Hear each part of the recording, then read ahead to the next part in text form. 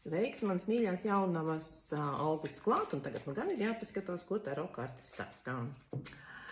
Jaunavas būs apdomīgas, vērīgas, vērojošas, lūkosies uz visām pusēm, izdarīs secinājumus, kas jaunavas zīmē ir, manuprāt, patīkami. Viņas tā kā mazliet gatavojās acīm redzot savam dzimšanas dienas laikam, bet šeit notiek arī tāda kā mierīga vērošana. To nu lieciet par prioritāti, ja, visās dzīves situācijās mēģiniet tā kā bez steigas, bez emocionalitātes, bez liekas iekarsības pavērot situāciju.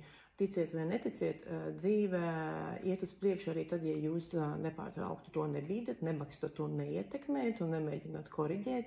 Ja, šis mēnesis paredzēts mierīgai apcerei, vērošanai, un tā varbūt tāda kā nodarbe, šī mēneša nodarbe, vienkārši vērot, kā situācijas notiek arī tad, ja es viņas nebīdu uz priekšu. Ja? Tā kā jums ir iespēja tā vairāk pievērsties sev, un šī kārta jau nu rāda, ka varētu pievērsties arī savai garderobei, izvērtēt, kas te ir derīgs, kas nav derīgs, bet tas ir par visām lietām. Ja? Izvērtēt, kas ir tās lietas, kas manā dzīvē ir svarīgas un kuras jau iespējams ir atdodamas tā kā kleitis no garderobas. Ja?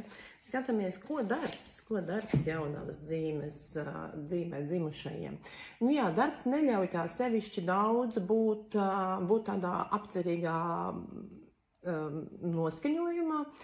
8 zižļu kārta šeit saka, ļaujies, ātri dari, bez aizkavēšanās, miedarbojies, bet nemīcies.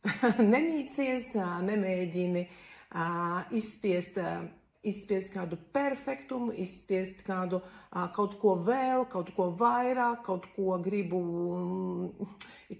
pārspīlētu kārtīgumu sajūtu. Šeit ir 8 zižļu saka, laid vaļā. Ir ideja, šauj vaļā, ir cilvēki, ir kaut kāds virziens. Dodies uz priekšu, dodies tādā nebēdnīgā paļāvībā uz to, ka būs labi, ja, tā kā vienkārši šauj, un tad jau redzēs, trāpīs, netrāpīs, jo, šeit jau bija tā paļāvības kārtas. Ja mēs pulējam un ņemamies un kaut ko vēl tur perfekcionējam, ja, tad tas radošais moments it kā pazūd mazlietiņās. Ja mēs ļaujamies, mēs saprotam, ir ideja, šitam vajadzētu iet, aiziet, būs labi.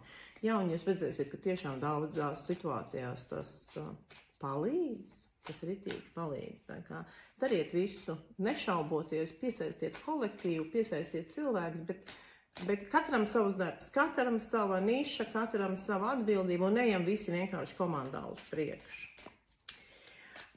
Partnerattiecības jaunavas zīmē dzimušajiem. Partnerība tāda miglātīta šajā mēnesī.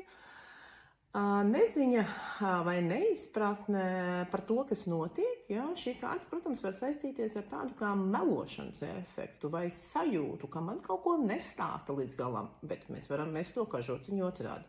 Varbūt tiesa mēs, kas nestāsta visu līdz galam. Tā kā mazliet noslēpumainības aura partnerībā, bet lūk, kā ir. Ne jau vienmēr tas ir ar ļaunu prātu, jo daudzkārt tuvie cilvēki mēģina viens otru pasargāt, neizstāstot nepatīkamās lietas, vai tādas lietas, kas vēl nav nobriedušas, vai tādas lietas, par kurām es pats vēl šaubos, un es nevaru noformulēt to. Tātad gribētos teikt partnerībā tādu vērību ar tādu novērošanu un iejūtību pret partneru. Un ja jūs pajūtat kaut kādu tādu, tā kā atsvešināšanos, vai tādu kā klusēšanu, vai tādu kā, nesaprotam informāciju, kas partneris kaut ko pēkšņi sāk stāstīt, kaut ko tādu, tu domā, hei, paklau, kas tas pa tekstu? Es taču tevi pazīstu, vai ne, kā raibu suni, bet kas tas pa tekstu? Ko tu tagad runā, ja?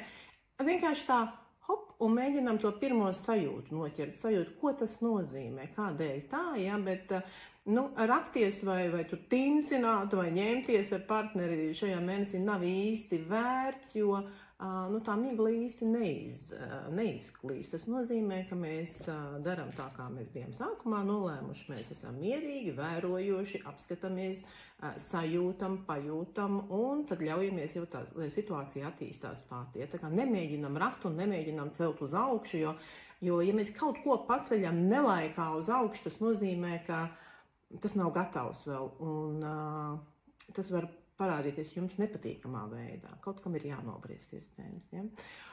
Lai tas tiktu gaismā un lai tiktu pateikts, lai tam tiktu noņemts miglas plīvurs. Un tiem cilvēkiem, kas tikai plāno veidot attiecības, šī kārtas gan rada tādu mulsumu, neziņu, neizpratni, un faktiski gribētu teikt, ka tos cilvēkus, kas šajā mēnesī jums klātbūtnē kaut kur parādās, viņus visus sedz kaut kāds tāds, jā, arī tāda nenolasāma informācija, jā, vai nu viņi kaut ko slēp, vai viņi kaut ko nestāst, vai viņi nāk no kaut kāda avota, kas ir mazliet mistisks tāds un galīgi nesaskan ar jūsu dzīvesveidu, ka jūs īsti nezināt, kā jūs sākt runāt ar cilvēku, jūs saprotat, hei, paklaut, tā ir pilnīgi cita dzīve, tā vispār nav tāda dzīve, kas ir kādu es dzīvoju, kādas es iedomājos partnerības. Tā kā šajā mēnesī es neliktu pārāk lielas cerības uz to, ka izveidojas tādas izpratnes pilnas un foršas partnerattiecības, ja, bet visa pieredze ir laba.